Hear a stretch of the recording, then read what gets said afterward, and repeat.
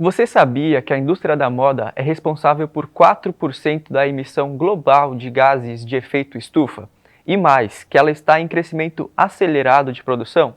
Lá na década de 70, a produção média era de 30 milhões de toneladas, e para 2030 a projeção é de 145 milhões de toneladas. Aqui no Brasil, temos a rede de produção têxtil mais completa do Ocidente, mas as suas falhas na produção acabam também contribuindo para o aumento da poluição. Esses dados são do relatório Fios da Moda, um documento muito importante sobre o qual falaremos no Ecologia Integral de hoje. E para isso temos uma convidada super especial, Marina Colerato, que participou diretamente da produção do relatório. Marina, seja bem-vinda. Obrigada, Eric. Sim, o relatório Fios da Moda é do Instituto Modifica, com autoras, junto com outras várias pesquisadoras. É muito bom estar aqui para conversar desse assunto que nem sempre a gente consegue debater a partir dessa perspectiva. É verdade. Para começar, então, o que é o relatório Fios da Moda? O relatório Fios da Moda, perspectivas para a circularidade, ele é uma pesquisa que a gente levou 14 meses para fazer, que ela integra uma série de dados que a gente tem de outras pesquisas, tanto no Brasil quanto no mundo, acerca dos impactos, né, das 3 fibras têxteis mais utilizadas na indústria da moda no mundo e também na indústria da moda brasileira, que é o algodão, o poliéster e a viscose. O relatório olha para essas 3 fibras pelo volume produtivo delas, sobretudo pelo volume produtivo dessas commodities no país. Então a gente é um dos maiores produtores de algodão, por exemplo, e quais são os impactos dessa produção de commodities, não só da rede produtiva da moda, mas dessa rede produtiva integrada com o início dessa cadeia, né, que está lá no campo, ou está ali na extração de petróleo e tudo.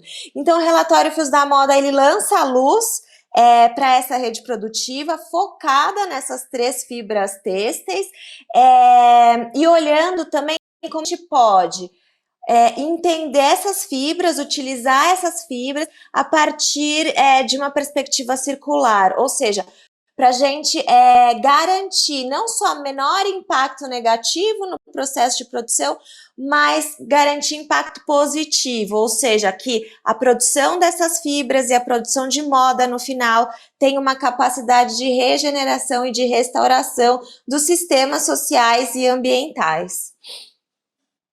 Bom, conhecimento e dados são sempre importantes ter, né? Mas a gente sabe que existem motivos que fazem com que seja necessário um relatório como esse. Qual é o cenário atual desse mercado que faz com que seja necessário toda essa pesquisa?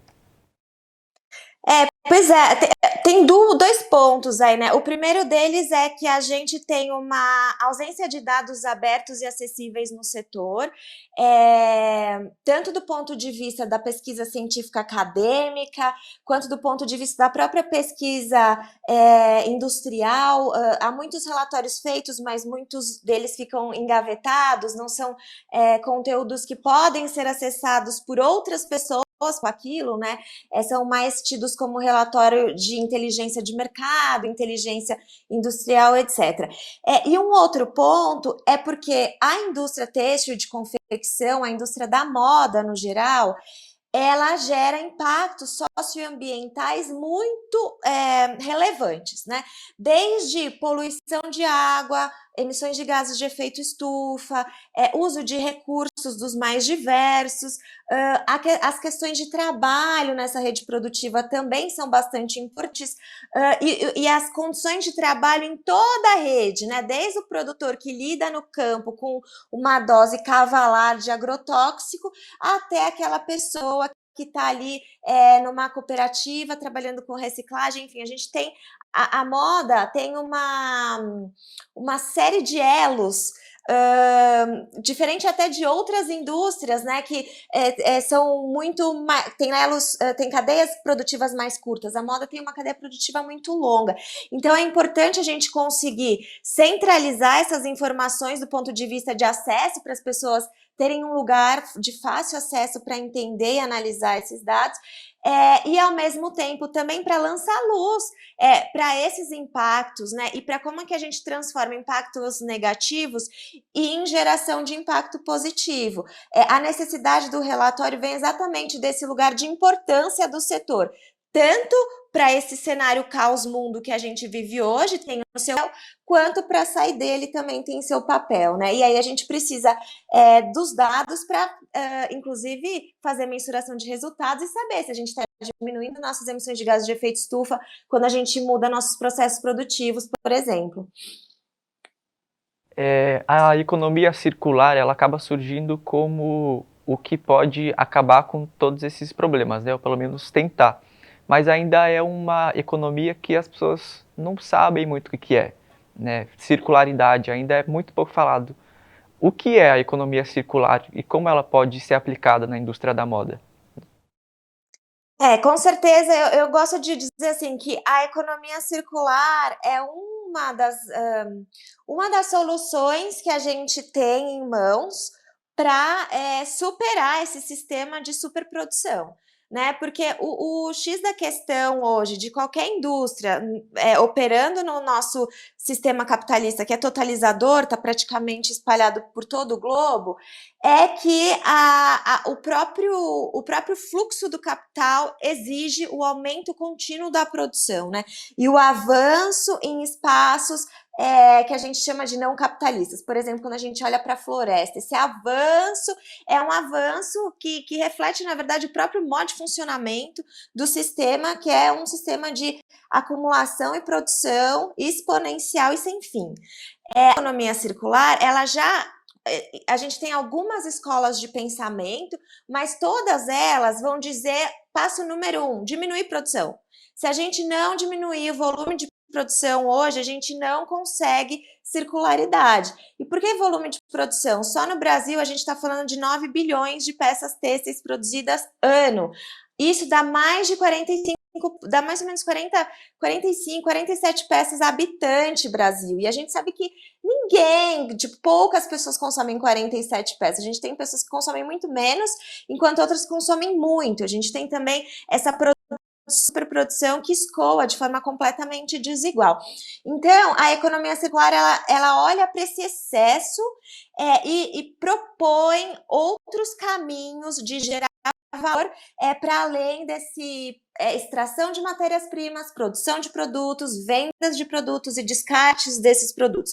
A ideia inicial da economia circular é sempre reduzir para usar menos, mas é também sobre reaproveitar, reutilizar. Então, por exemplo, diminuir o desperdício durante toda a rede, né? Quando a gente pensa em resíduo sólido indo para aterro, um caminhão de lixo têxtil por segundo, ou quando a gente pega a região do Brás em São Paulo, a gente está falando de 16 caminhões de lixo têxtil dia, só de uma região aqui de São Paulo. A economia circular olha para isso, né? Como um recurso que está sendo jogado fora, um recurso que gerou diversos impactos ao longo da rede produtiva e está sendo descartado diretamente, sem uso, sem reaproveitar valor.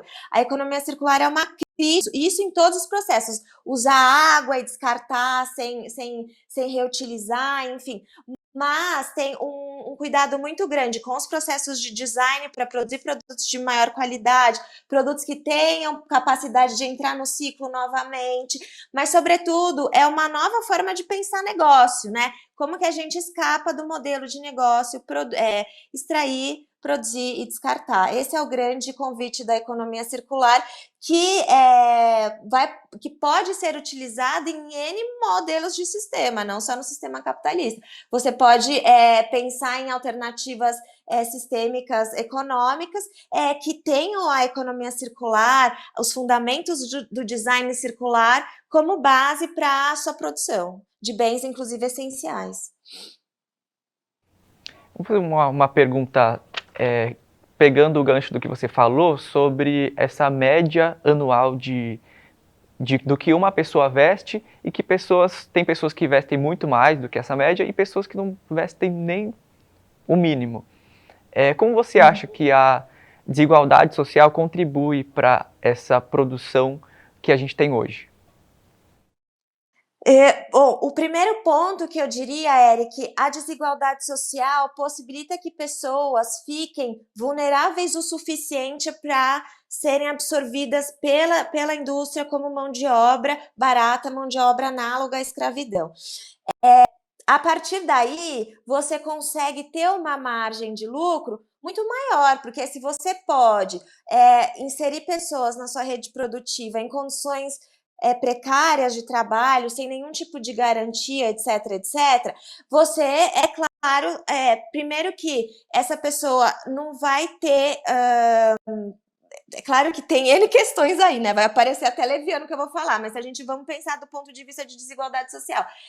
Essa pessoa não tem nem as condições mínimas de acessar o que é produzido de bens de consumo, né? Então, veja, é curioso, né?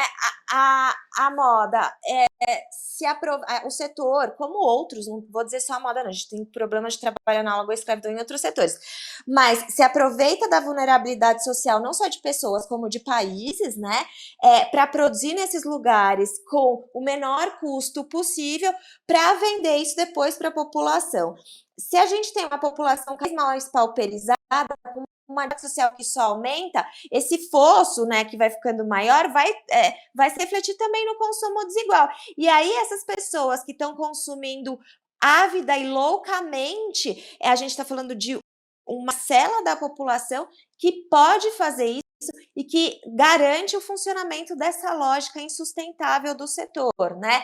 Que é o trabalho análogo à escravidão, as condições precárias, a falta de responsabilidade, compliance com legislação ambiental dos locais, ou escolhendo locais que nem legislação ambiental tem para produzir, né? Para ter uma margem de lucro muito considerável, e aí na hora de vender naquele ritmo criado, porque você pode, porque é barato, porque você não pagou nada para sua rede produtiva, e isso vira um círculo vicioso de empobrecimento e de poluição e de uso e de desperdício de recursos, né? Eu vejo, né, no setor um funcionamento claro, assim, de como essa desigualdade opera na rede e no consumo de forma quase que bola de neve. Porque se a gente for pegar também, daí você pode até cortar essa parte que eu tô vendo, mas aí fica a seu critério. Se você for pegar também, por exemplo, se a gente olha Bangladesh, Rana Plaza, um dos maiores motivos daquela migração, daquelas mulheres naquelas condições são as mudanças climáticas. A moda contribui muito para a mudança climática, contribui logo, direta e indiretamente, para a vulnerabilização das pessoas. Então, ela produz mão de obra barata e ela se utiliza dessa mão de obra barata que ela mesma produz, né? Então a gente tem uma desigualdade em todos os elos. E quando você está dentro da rede produtiva, você tem desigualdades entre pequenos confeccionistas, grandes varejistas, enfim. A desigualdade social que a gente vê por fora, ela se reflete em toda a lógica da rede produtiva. Por isso que é importante fazer o que vocês fizeram, né? Uma pesquisa partindo, né, com o olhar partindo do sul global, né? Porque se for fazer partindo do norte, vai ser outra coisa. Voltando então para a questão da circularidade, quais são as características da produção brasileira, que é a mais completa do Ocidente, que dificultam a circularidade na cadeia de produção? Nossa, acho que a gente tem algumas, mas eu poderia citar, vou citar duas para não me estender muito. Claro que a gente tem uma ausência brutal de política pública, não só escrita, mas também como é que a gente faz a fiscalização disso. A gente tem a Política Nacional de Resíduos Sólidos, é uma política muito boa, muito bem escrita, que funcionou para alguns produtos específicos, mas que na prática, para a maior parte dos resíduos sólidos, como por exemplo, e principalmente PET e outras coisas, não tem dado conta. O têxtil poderia entrar na Política Nacional de Resíduos Sólidos e a gente até esperou que durante esses 10 anos, desde o lançamento da política, de fato entrasse, mas nunca entrou. Então a gente tem uma dificuldade número 1, que é a ausência de política pública, tanto de regulamentação quanto de fiscalização. Depois a gente tem um segundo momento, a gente é um grande produtor de commodity, tanto do algodão, quanto da celulose solúvel, que produz a viscose, quanto de pellet, quanto pellet de petróleo que vai para fora, né? Só que a gente manda isso para virar tecido lá fora e depois isso volta para cá. Então, o que acontece é, essa desindustrialização nessa faixa da produção tá muito difícil. Tanto pesquisa dessa rede torna oneroso, né? Você pesquisar a nível global. E ao mesmo tempo torna difícil também você conseguir fazer processos de circularidade, porque você não está próximo da sua rede e ao mesmo tempo também você não consegue, como você não tem a indústria montada aqui, como é que você vai desfazer o processo ao contrário para inserir, por exemplo, o texto de volta no ciclo? É muito desafiador, né? E aí a gente tem o item 3, que eu diria que é mais importante. Assim, a gente tem um setor muito conservador. Por incrível que pareça, quando a gente fala de moda, a gente pensa em vanguarda, tendência, etc, etc. Mas isso é só na roupa, porque nas práticas e nas implementações das medidas necessárias, o setor é muito conservador e exige muita colaboração no sistema de moda, que tem muitos elos, muitos atores, que é um sistema complexo, né? Você só altera um sistema complexo com colaboração. Porque você consegue alterar só seus silos, você tem que trabalhar em conjunto para que esses silos inteiros sejam alterados, esses silos todos sejam alterados. E no setor a gente tem muita dificuldade mesmo, assim. Então, eu salientaria esses 3 pontos. É claro que tem outros, a própria desigualdade estrutural do país, os problemas sociais que a gente tem, e agora os políticos também, isso tudo são questões que afetam direta e indiretamente. Mas falando diretamente do setor e olhando diretamente para a economia circular, eu diria esses 3 pontos. Aproveitando isso que você falou, lendo o relatório, deu para perceber que vocês identificam ali como um problema a falta de comunicação entre o setor, né, entre os atores ali do setor, e a dificuldade de acesso à informação durante a pesquisa, tendo até algumas negativas do setor público, enfim. Você pode falar um pouquinho sobre isso? Sim, então, a gente fala no jornalismo, né, ou na pesquisa, que não ter dado já é um dado, né? Já é um dado importante de que é um tema que se olha pouco, ou está sendo negligenciado, etc e tal. Então, a gente teve uma tentativa em vários setores dos órgãos públicos, assim, tanto a nível nacional quanto municipal, para tentar pegar informações até a gente perceber que não existem informações, porque ninguém faz levantamento dessas informações, não é nenhuma obrigatoriedade. E mesmo quando você tinha uma política, como o CONAMA tinha uma antes, não funcionava muito bem. Aí o CONAMA foi completamente desmontado já, quando a gente já estava fazendo a pesquisa. Então, ficou muito claro que é um assunto que, do ponto de vista do poder público, não mobiliza ou mobiliza muito pouco, né? E quando a gente olha para o setor, assim, é um setor que também exige um tempo para você conseguir, como eu falei, né? Como eles são, a gente é um setor conservador, é, exige um tempo, assim, para gerar confiança, para se abrir, para falar das informações, tudo é uma questão de segurança de empresa, de mercado, sabe? Então, você tem também uma dificuldade do próprio descaso do poder público com o tema, com a pauta, e uma dificuldade setorial de acessar informações das pessoas. É uma pesquisa pro setor e não uma pesquisa para gerar um tipo de concorrência, ou, né?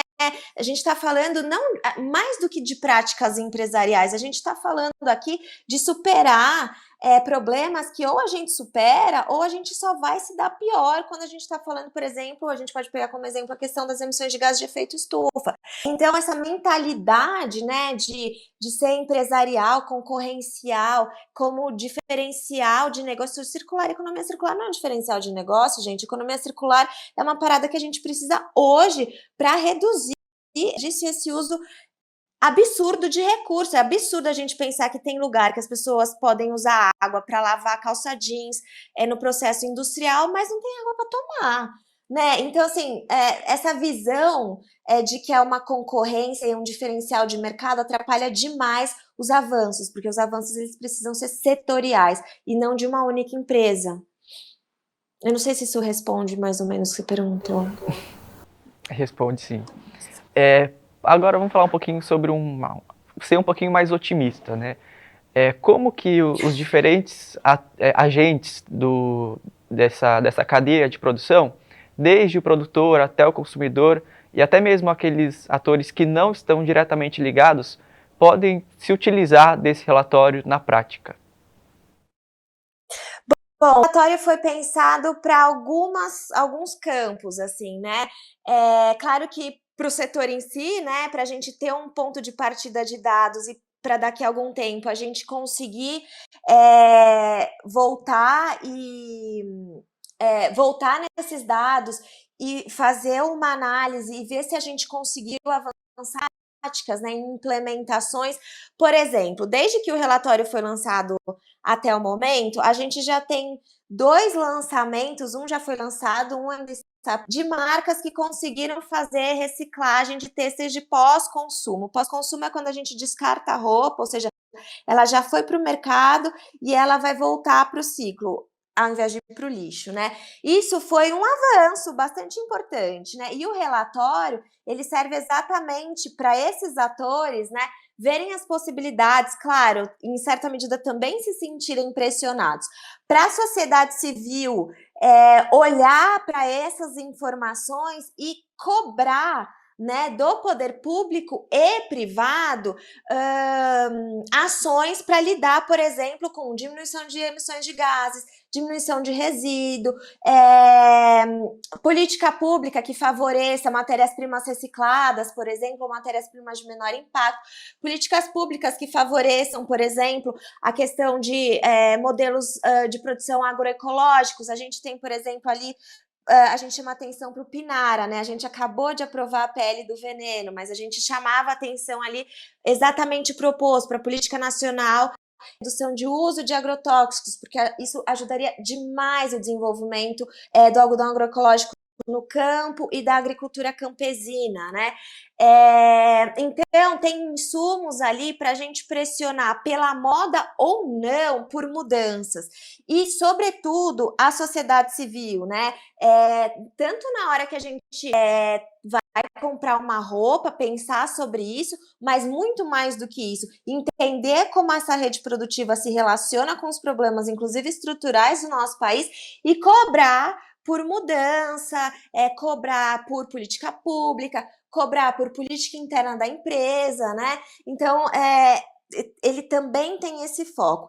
E um outro foco é o estímulo a mais pesquisa, a que mais estudantes adentrem, porque é o que a gente falou, né? Essa falta de dados, de informação, né? Ela precisa ser suprida. E eu digo, sobretudo, por espaços mais neutros possíveis, como a academia, porque se você tem uma pesquisa sobre um determinado produto feito pela empresa que vende esse produto, a gente já tem, assim, uma maior dificuldade de tomar aquela pesquisa como uma pesquisa um pouco mais neutra, né?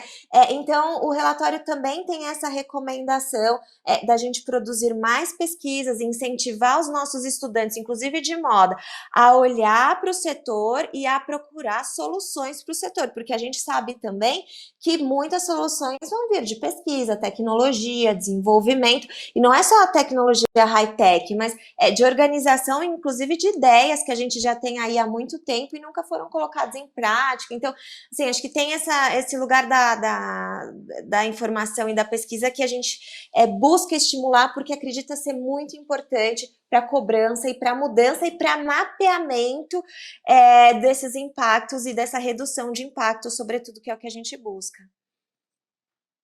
A gente espera que isso aconteça de fato, né? Uma última pergunta, então, Sim. falando sobre a parte mais importante, né, da circularidade, que é a reciclagem, a reutilização, o reuso. No relatório, vocês fazem uma análise das fibras mais utilizadas aqui no Brasil. O que esses dados sobre essas fibras dizem sobre essa possibilidade de reciclagem, no geral? Pois é, a gente,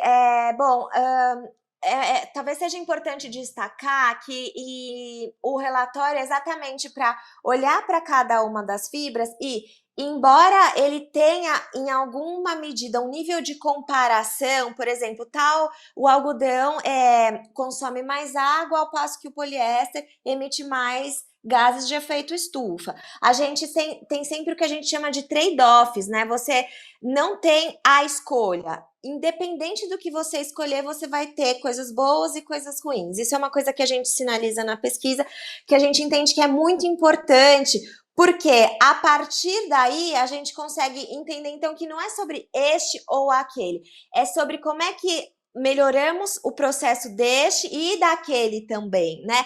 E entre este ou aquele, se a gente melhora os processos, qual é o mais circular deles?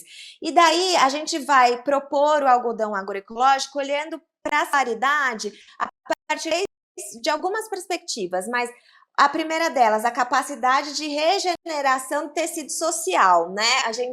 Como a gente propõe uma economia circular para o sul global e reconhece que nós somos um grande produtor de commodities, como é que então essa produção pode entrar numa lógica de circularidade? Então, ela tem que ser restaurativa e regenerativa por princípio. Então, é a produção de algodão em bases agroecológicas, em sistemas consorciados, a produção em modelo de agrofloresta, né? Incentivar, inclusive, de forma sistemática a essas produções alternativas que já existem, porque esse alto potencial de circularidade no campo e depois, quando você vai pegar, por exemplo, vamos pensar num produto feito 100% de algodão, ele tem uma capacidade de ser inserido de novo no ciclo maior do que se a gente pega um produto de fibras mistas, e daí o relatório vai mostrar a importância de se olhar para o design na hora de estar pensando produto e têxtil. Mas a partir da gente pensar menos uso de insumo químico ou de menos emissão de gás de efeito estufa, menos uso de químicos, a gente olha para o algodão agroecológico, não tem uso de agrotóxicos, você restaura terras que estavam devastadas e secas, você garante renda e garante permanência no campo, né? Então você regenera ali o tecido social local para que aquelas pessoas continuem permanecendo ali com qualidade de vida. A economia circular, ela tem sido levada a cabo pela narrativa midiática como uma questão de reciclagem de materiais. Então, eu pego uma garrafa PET e reciclo, isso é economia circular. Mas a economia circular, ela tem toda essa complexidade sistêmica, porque ela pensa num cenário de abundância, né, e não de escassez. Então, eu preciso ser regenerativo e restaurativo para nunca faltar. E eu preciso fazer isso desde o começo, pensando, inclusive, num resíduo zero. Se eu não precisar reciclar, melhor ainda. Mas em algum momento eu vou precisar fazer isso, né? Então, ela é esse olhar complexo mesmo, que propõe mais do que olhar para os materiais, mas olhar para a forma como a gente faz, para a forma como a gente organiza e para quê? Né? Para que a gente está produzindo esse tanto de coisa, né? Se é para gerar bem-estar, a gente está falhando miseravelmente. Então, por isso que a gente precisa de novos modelos. Bom, Marina, te agradeço muito por passar toda essa informação para a gente, por essa iniciativa, né, do relatório Fios da Moda. Fica à vontade agora para deixar as suas redes sociais para quem quiser te encontrar e também para explicar para a gente onde é possível encontrar o relatório Fios da Moda. Tá bom, eu vou começar falando então do relatório. Se vocês colocarem assim, Fios da Moda, Modifica, vai aparecer tranquilo, mas também no Instagram do Modifica tem lá um linkzinho direto para o relatório. Eu gosto de destacar que o relatório é grande, ele tem 110 páginas, porque ele foi feito para múltiplos atores, porém a gente tem uma visão resumida e a gente tem também o relatório em forma de cartas para as pessoas que estão num processo de aprendizagem na escola, estão desenvolvendo algum produto dentro da empresa, para que a informação toda que a gente tem no relatório, que às vezes é denso mesmo e é pesado mesmo, porque é pesquisa, tem muitos números e tudo, seja mais palatável, fique mais fácil de ser compreendido em processos mais dinâmicos de aprendizagem. Então, quem entrar no site vai ter não só acesso ao relatório, mas também a essas ferramentas que a gente fez a partir dele, para que essa aprendizagem e essa prática do pensamento circular, para a gente conseguir pensar circular quando a gente está tomando decisões, fosse facilitada, né? Então, nas redes do Modifica a gente fala bastante sobre isso, a gente vai soltar pequenos relatórios sobre outras fibras que estamos falando tanto, como por exemplo, cânhamo, então fiquem de olho, porque fibras e têxteis é uma coisa que a gente gosta bastante de pesquisar e entende a importância, então tá tudo lá. E nas redes vocês me encontram como Marina Colerato, tô por lá, falo menos de moda e mais de política, mas falo também, então, e moda e política tá super relacionado, como vocês vão ver no relatório, a gente mostra isso no relatório, né, várias vezes. Então fico com as redes abertas aí, porque o relatório é muito grande, às vezes é confuso mesmo, tem coisa que a gente fica com dúvida, então quem também tiver dúvida, quiser mandar um alô, fica aberto. A gente vai deixar tudo linkado aqui também, então pode ficar bem tranquilo. E para você que assistiu até aqui, você pode acessar esse programa e outros conteúdos no nosso canal do YouTube, @TVUnivap. O Ecologia Integral fica por aqui, até a próxima.